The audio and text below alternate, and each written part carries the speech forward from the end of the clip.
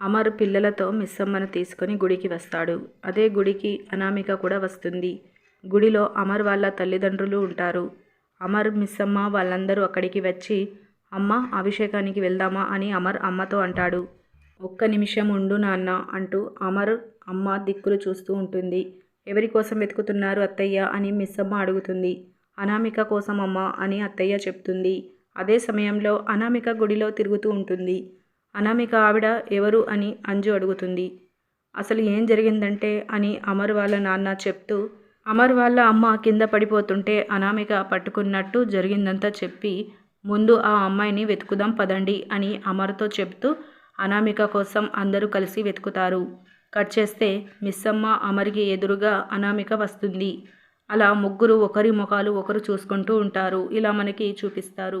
ఇదండి ఇవాల్టి అప్డేట్స్. ఇలాంటి డైలీ అప్డేట్స్ కోసం మన ఛానల్ని సబ్స్క్రైబ్ చేసుకోండి. Thank you.